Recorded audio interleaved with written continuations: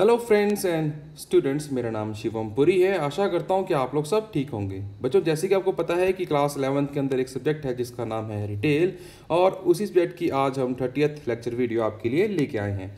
बच्चों, हमने शुरू किया है unit 2 process of credit applications, जिसके अंदर हमारे आते हैं 4 session. Session 1 features and conditions for credit sales, session 2 credit checks and getting authorization, session 3 processing credit requisitions, session 4 techniques for determining credit worthiness.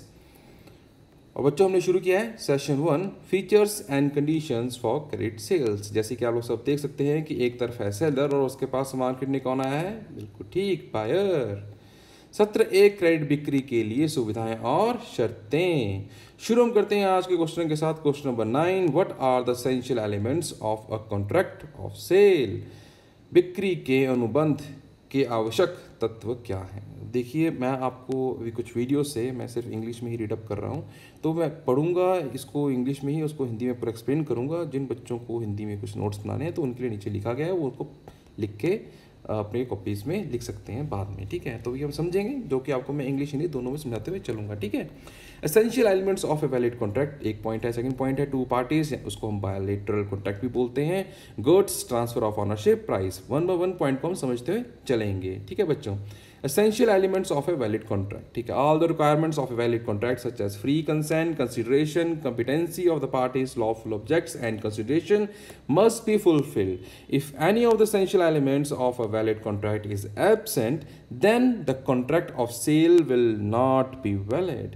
अब देखिए क्या है इसमें बोला गया, बात इसमें ये है कि कोई भी जो वैलिड कॉन्ट्रैक्ट है उसमें फ्री कंसेंट होनी बहुत ज़रूरी है। फ्री कंसेंट मतलब क्या होता है? फ्री कंसेंट का मतलब होता है कि आपकी बिल्कुल आज़ादी होनी चाहिए, उस चीज़ पे आपकी पूरी सहमति होनी चाहिए। कोई दबाव नहीं होना चाहिए कि आपको दबाव बना रहा है, नहीं यही खरीदना है, नहीं यही अलमारी खरीदनी है, नहीं यही लाल कारी रेड कार ही खरीदनी है, ब्लू नहीं खरीद सकते आप, है ना। ऐसा नहीं, फ्री कंसेंट, पूरी आज़ादी आपको मिलनी चाहिए। कंसिडरेशन, कंसिडरेशन मतलब आप बोल रहे हैं अच्छा वो वाली कार खरीदनी है, बोलता हाँ हाँ मैंने वो वाली कार खरीदनी है। अब वो वाली कार में वो देख रहा है रेड वाली कार, वो देख रहा है ब्लू वाली कार, तो जब बेचने जब सेल एग्रीमेंट बनेगा तो सेलर को लग रहा है अच्छा ब्लू कार की बात हो रही है, लेकिन बायर तो वहाँ पर रेड कार की बात कर, अच्छा हाँ मैंने वो वाली कार खरीदनी है। दोनों साथ साथ खड़ी हैं, अब वो करी जा रहे हैं। अब वो की बात करोगे तो कैसे क्लियर होगा? तो वहाँ पर पूरी बात होनी चाहिए कि मुझे रेड वाली कार खरीदनी है। अच्छा, आप रेड वाली कार की बात कर रहे हैं, तो जो हमने बात भी हमने की थी कि जब भी जो एक आपका सेलर है उसको जो क्वेश्चन जो उसने जो पुटअप करने हैं, ठीक है, एक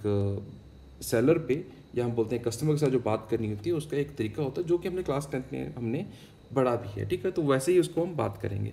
और हम बात करते हैं कि लॉफुल ऑब्जेक्ट की बात करते हैं कि आपका कॉन्ट्रैक्ट के अंदर ऐसा कुछ नहीं होना चाहिए कि आप कोई इलीगल कॉन्ट्रैक्ट आप बना लेते हैं और बोलते हैं कि देखो ये तो कॉन्ट्रैक्ट है ना, ये तो वैलिड कॉन्ट्रैक्ट है। ऐसा कुछ नहीं है। अगर आप इलीगल ऑब्जेक्ट का अगर आप कॉन्ट्रैक्ट बनाते हैं तो वो तो पहले से ही कॉन्ट्रैक्ट है ही नहीं है आपका, है ना। वो तो पहले से आपका एक अनलॉफुल ऑब्जेक्टिव आप जब काम करेंगे, ठीक है, तो वो पहले से इनवैलिड हो जाएगा ना वो, ठीक है। अब आप बोलेंगे कि इन लॉफुल में क्या आया आप प्रोजेक्ट? बच्चे, जैसे कि आप बात करें कि गन्स वेपन्स की बात करते हैं, अगर इंडिया की बात करें कि आप वेपन्स आप खरीद सकते हैं, नहीं खरीद सकते। तो अगर आप वेपन्स की आप परचेजिंग की बात करते हैं या बोलते हैं किसी के साथ ठीक है मुझे 2 गन्स आप मुझे परचेज कर दो, कॉन्ट्रैक्ट हम बना लेते हैं, तो वो आपको सप्लाई करता नहीं है, आप कोर्ट में चले जाते हैं। आप कोर्ट में जाओगे सबसे पहले आपको जेल में डाल देंगे वो, क्योंकि वो इलॉफुल है और वो पहले बार कॉन्ट्रैक्ट आप तो सू भी नहीं कर सकते हैं। वो मुकर जाएगा कि नहीं मेरा से कुछ था ही नहीं, ये तो इलीगल है यहाँ पर। या ड्रग्स की बात करते हैं, तो ऐसे जो ऑब्जेक्ट्स होते हैं जो इलीगल्स हैं तो वो कभी भी वैलिड कॉन्ट्रैक्ट में नहीं आएंगे। तो ऐसे ऑब्जेक्ट्स का कॉन्ट्रैक्ट कभी बनता ही नहीं है, ठीक है, जो उस कंट्री के लॉ के अगेंस्ट है, जो इलीगल्स में आता है, ठीक है। तो अब बात कर रहे हैं एंड द कंसिडरेशन, है ना, जो बात हमने कही थी कंसिडरेशन मस्ट बी फुलफिल्ड। जो भी कंसिडरेशन है मतलब जो वो बात कर रहे हैं, जिस कलर की बात कर रहे हैं, जिस गाड़ी की बात करें, जिस मॉडल की बात कर रहे हैं, वही बात जो कर रहे हैं वही परचेज होगी और दोनों को वही कंसिडर करना है। ये नहीं कि वो कुछ और कंसिडर कर लें, ठीक है। अब एग्जांपल के तौर पे मैंने हिंदी में अलग एग्जांपल दी है, अलमारी की एग्जांपल दी है, और इंग्लिश में मैंने लिखा है रेड कार की एग्जांपल दी हुई, ठीक है। तो दोनों एग्जांपल को समझते चलते हैं। पहले हम इंग्लिश की एग्जांपल को पढ़ते हैं, ठीक है। A agree to sell a red car to P without any consideration. Such a contract of sale is not valid because it is made without consideration. अब देखिए कि अब जो ए जो है सेलर है उसने क्या किया, जो बी था जो परचेज करने आया था उसने बोला मुझे कार चाहिए, उसने उससे पूछा नहीं कि आपको रेड कार चाहिए कि ब्लू कार चाहिए, उसने उसको रेड कार उसने उसका एग्रीमेंट बनाना शुरू कर दिया। अच्छा ये जो रेड कार जो है पेपर्स डॉक्यूमेंटेशन बना दी है, बोला ये लो जी आपके रेड कार की चाबी, जबकि उसकी कंसिडरेशन पूछी नहीं कि आपको रेड कार चाहिए ब्लू कार चाहिए, उससे पूछा नहीं गया यहाँ वो कार खरीदने है, चलो जी कार खरीद लो जी, अच्छा ठीक है, आपको मॉडल नाम बोल दिया आपने, हाँ जी मुझे ये मॉडल चाहिए, अच्छा ठीक है, कलर का बात ही नहीं की, जबकि वो बोल रहे हैं मुझे ब्लू कलर चाहिए, तो उसकी कंसिडरेशन बिना ही आपने उसको कार बेच दी, तो वो कॉन्ट्रैक्ट माना नहीं जाएगा। आप मना कर सकते हैं नहीं ये कार मैं नहीं खरीदूंगा, वो चाहिए बोल दे कि नहीं नहीं जी देखो जी डॉक्यूमेंट्स तैयार हो गए, सब कुछ तैयार हो गए, जब कार आपको कार खरीदनी पड़ेगी, आप बिल्कुल डिनाई करेंगे कि मैंने आपको बोला ही जब था कि मुझे ब्लू कार खरीदनी है, आप मुझे रेड कार बेच कह सकते हैं। अब वो हिंदी एग्जाम्पल की बात करते हैं। ए बिना किसी विचार के बी को अलमारी बेचने पर सहमत हो गया।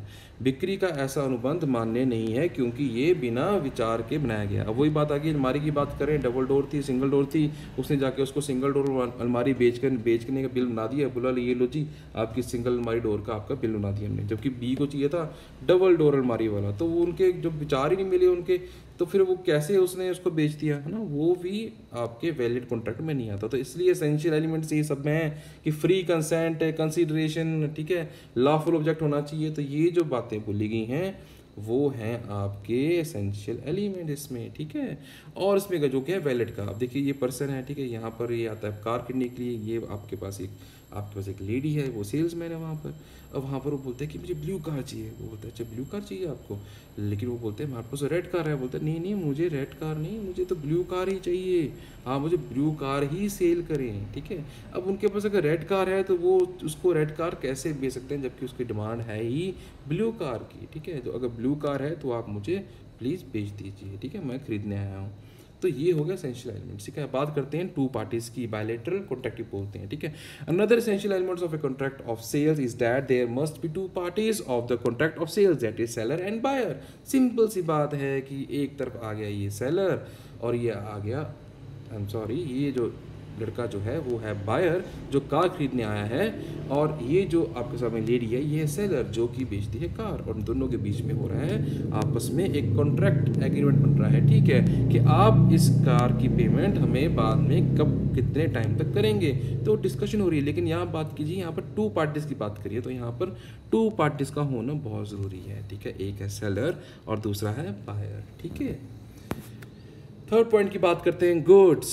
There must be some goods which should be transferred to the buyer by the seller. The goods which are the subject matter of the contract of sale must be movable, ठीक है, कि पहली चीज़ कि जो गुड्स तो होने चाहिए, ठीक है, जो ट्रांसफ़र होंगे, ठीक है, सेलर टू बायर, ठीक है, सेलर जो बेच रहा है गुड्स को वो बायर तक ट्रांसफ़र होंगे। दूसरी बात कर रहे हैं कि जो भी ट्रांसफ़र होगा वो जो सामान जो है वो हिलने हुलने वाला होना चाहिए, ठीक है, एक जगह जमने वाला नहीं चाहिए, वो थोड़ा सा मूवेबल आइटम्स होने चाहिए, ठीक है। तो ये बात इसने की है, जब पिक्चोरियल हम समझते हैं, ठीक है। ये आ गया आपका बायर, ठीक है, और ये है सेलर, ठीक है। अब सेलर जो है वो क्या खरीदने है, कार खरीदने है, तो मतलब ये जो कार जो है ये मूवेबल है ना, और ये समान भी है, ठीक है। तो ये हो गया आपका थर्ड पॉइंट। फोर्थ पॉइंट की बात करते हैं, transfer of ownership. There must be transfer of property which the buyer had brought from the seller. So here the seller transfer the possession and ownership to the buyer. अब देखिए जो transfer of ownership का मतलब ये है कि आपने सामान खरीदा, अब जब सामान खरीदा, अब थोड़ा पिक्चोरल समझते हैं, ठीक है। ये आ गया आपका बायर और ये है सेलर, ठीक है। अब ये जो कार जब सेलर ने बायर को बेच दी, ठीक है, कॉन्ट्रैक्ट बना के कि आप 3 साल के बाद आप पेमेंट करेंगे, तो वो जो कार लेके चले गया, तो वो कार लेके गया, तो यहाँ पर ये जो बायर है ये हो गया आपका, क्या हो गया आपका बच्चों, आपका ये उसको मिल गया ऑनरशिप, ट्रांसफर ऑफ ऑनरशिप, ठीक है बच्चों। तो अब वो इस कार का मालिक है ना कि सेलर, ठीक है, ये हो गया ट्रांसफर ऑफ ऑनरशिप। अब बात करते हैं फिफ्थ पॉइंट की और लास्ट पॉइंट की, price. In a contract of sale the consideration is price and it must be in money. If the goods are exchange for goods only then it is not a sale, it will be barter. Barter system की बात करते हैं ना, बाटा system, सामान के बदले में सामान, 1 किलो आलू दो 1 किलो प्याज ले जाओ, है ना, तो उसमें पैसा तो एक्सचेंज नहीं हुआ, इसमें क्या चेंज हुआ, कमोडिटी मतलब सामान गुड्स चेंज हुई हैं, ठीक है। तो यहाँ बोला जा रहा है एसेंशियल एलिमेंट्स के अंदर, कॉन्ट्रैक्ट के अंदर, कि एक प्राइस होनी चाहिए। जैसे एग्जांपल के तौर में समझते हैं, ये आ गया आपका बायर और ये आ गया आपका सेलर, ठीक है। सेलर के पास है कार और कार को खरीदने आया है बायर, और बायर कार को खरीदने के बदले में सेलर को क्या देगा, मनी, है ना, मनी देगा ना, प्राइस देगा। तो ये हो गया आपके 5 एलिमेंट्स, ठीक है। सो बच्चों, अगर आपको वीडियो अच्छी लगी है then do like it, subscribe the channel और बेल आइकन को दबाना बिल्कुल मत भूलिएगा। Thank you and have a good day.